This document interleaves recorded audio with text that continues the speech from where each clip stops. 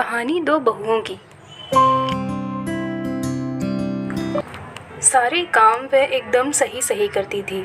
खाना बहुत स्वादिष्ट बनाती थी, लेकिन फिर भी आज का खाना अच्छा था बहू, ऐसा उसकी सास कभी भी नहीं बोलती थी।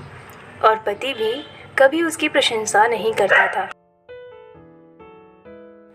उसका बनाया हुआ खाना चुपचाप खाकर उठकर दोनों पति और सास चले जाते थे। उसने खाना खाया या नहीं, इसका उन दोनों को कोई फर्क नहीं पड़ता था। सास को वह पसंद नहीं थी। उसके हाथों से ज़रा सी भूल हो गई तो सास तुरंत गुस्सा करती थी। उससे भी बुरी बात यह थी कि उसके पति और उसके बीच बातचीत ज़्यादा नहीं होती थी और उन्होंने ये चुप्पी बनाए रखी थी।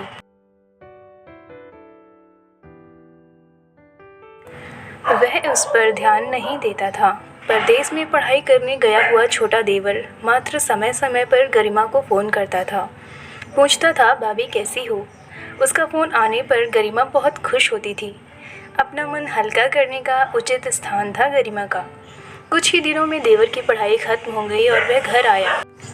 थोड़े समय के भीतर उसे एक अच्छी नौकरी भी मिल गई। गरिमा को बहुत आनंद हुआ। नौकरी लग जाने के बाद उसकी सास अपने छोटे बेटे की शादी के लिए बातचीत करने लगी। पर देवर को एक भी लड़की पसंद नहीं आती थी। इसने ही बोला होगा उसे मना करने को। ये सोचकर सास गरिमा को ही दोष दे रही थी। गरिमा को चिंतित देखकर देवर ने अपनी माँ से कहा, मैं एक लड़की से बहुत प्यार करता हूँ, मैं उसी से शादी करूँगा। उसने जिद की। देवर जी, यह बात पहले बतानी चाहिए थी ना। गरिमा ने यह बात अपने पति के कान पर डाली। इस बात पर उसने थोड़ी कीट पीट की, लेकिन लड़की देखकर वह भी तैयार हो गया। सवाल बचा सास का, अपने छोटे बेटे का मन कैसे दुखाएगी वह। बाद में उनकी भी हाँ हो गई। गरिमा को बहुत खुशी हुई। उसे लगा एक अच्छी सहेली आ जाएगी अब साथ देने के लिए, दिल के राज बताने के लिए। पर कैसी होगी छोटी देवरानी? रस बस जाएगी हमारे साथ और इस घर में, या वह एक अलग दुनिया बसाने पर जोर देगी देवर जी को? इस विचार से थोड़ा टेंशन में आ गई गरिमा। कुछ दिनों बाद गरिमा की छोटी देवरानी चौखट लांघ कर घर में आई। देवरानी ने घर में आते ही सारे घर की जिम्मेदारी अपने हाथों में ले ली। अब सास ने अपनी छोटी बहू की ज़्यादा ही तारीफ करना शुरू कर दिया। उसे माँ जैसा प्यार करने लगी। यह देखकर गरिमा की आंखों में आंसू आ जाते। वो सोचती थी, मैं भी तो यही काम करती थी, फिर मेरे साथ ही क्यों ऐसा बर्ताव? अब थोड़े दिनों बाद छोटी देवरानी पूरे घर पर राज करेंगी और फिर मेरी जगह वहाँ पर कोने में होगी। अपने ही विचारों में खो गई वो। गरिमा के भाव समझने पर छोटी देवरानी गरिमा के हाथ अपने हाथ में लेकर बोली, दीदी मुझे सब पता है, मुझे अपनी छोटी बहन समझिए, देखना बहुत जल्दी ही सब ठीक हो जाएगा। छोटी देवरानी ने पूरे घर की जिम्मेदारी तो ले ली, लेकिन कामों में कुछ ना कुछ बार बार भूल जाया करती थी। फिर देवरानी गरिमा के पास जाती और मदद के लिए मांगती थी। ऐसा रोज़ ही होने लगा। यह देखकर सास गुस्सा हो गई। वो सोची, मेरे रहते हुए वह छोटी बहू बड़ी बहू को क्यों पूछती रहती है।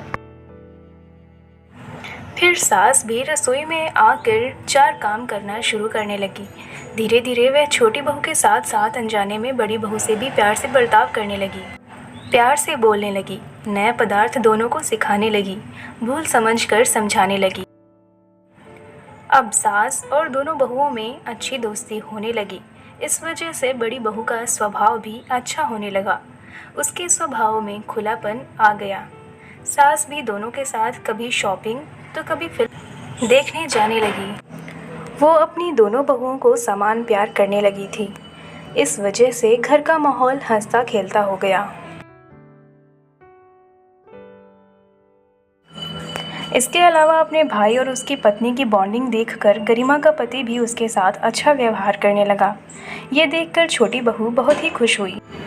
दीदी घर पर पहले आप ही का हक है, ऐसा बोलकर छोटी बहू ने पूरे घर की जिम्मेदारी अपनी जिठानी को दे दी। साल भर में गरिमा के देवर को अच्छे वेतन और बड़ी पोस्ट पर स्थानांतरित किया गया। अब छोटी देवरानी भी अपने पति के साथ परदेश जाएगी। और मैं फिर से अकेले रह जाऊंगी। इतना ही नहीं, इतने सालों बाद सास का व्यवहार जो इतने सालों बाद बदल गया था वह फिर से वही हो गया तो। इस विचार से गरिमा डर गई। देवरानी की गरिमा को इतनी आदत हो गई थी कि उसके बिना घर काटने को दौड़ेगा। देवरानी के आ जाने से घर का माहौल बदल गया था। वह थी ही ऐसी, खुशमिजाज और ऊर्जावान, जैसा कि नाम से पता चलता है। यहाँ देवरानी की हालत भी कुछ अलग नहीं थी। उसे दुख हुआ कि यदि यहाँ रहना पड़ा तो उसे अपने पति से दूर रहना पड़ेगा। गरिमा के देवर की जाने की गड़बड़ और देवरानी मात्र टेंस होने के कारण गरिमा सोच में पड़ी। अंत में उसकी देवरानी को पूछा तो देवरानी ने जवाब दिया कि दीदी, मैं सारा दिन नए स्थान पर अकेली रहूँगी, उससे अच्छा मैं यहीं हूँ। आपके देवर को बोला है मैंने, शनिवार और रविवार की छुट्टियों में आप ही यहाँ आ जाया करें। मैं भी उनके साथ जाया करूँगी बीच बीच में, थोड़ा बदलाव के लिए। उस पर वह बोलते हैं कि 6 महीनों में वापस यहाँ ही बदली करवा लूँगा मैं, अपने पति की नकल करके देवरानी बोली और छोटी देवरानी भी हंसने लगी। अपनी आंखों के आंसू पोंछते हुए गरिमा बोली, छोटी, ये दिन वापस नहीं आने वाली। जाओ तुम अपने पति के साथ, उनके साथ भी तो कोई होना चाहिए ना। दीदी, आपने मुझे बड़ी बहन का प्यार दिया, वैसे ही भैया के रूप में एक बड़ा भाई मिला। यह भरा हुआ संसार छोड़कर मैं कैसे जाऊं? वहाँ अकेली मेरा मन नहीं लगेगा। 6 महीने का तो सवाल है, वह आते रहेंगे यहाँ पर। ये सुनकर गरिमा ने अपनी देवरानी को खुश होकर गले से लगाया। तभी देवरानी गरिमा को बोली, अपने पति के साथ एक अलग जीवन बनाने में समय नहीं लगता। अपनों में रहकर पति की प्रतीक्षा में ही आनंद है। दोस्तों, 2 अलग अलग घर और ससुराल से आने वाली ये लड़कियां अपने नए घर के लिए सब कुछ करती हैं। पता ही नहीं चलता कि कब एक दूसरे की आदत हो जाती है।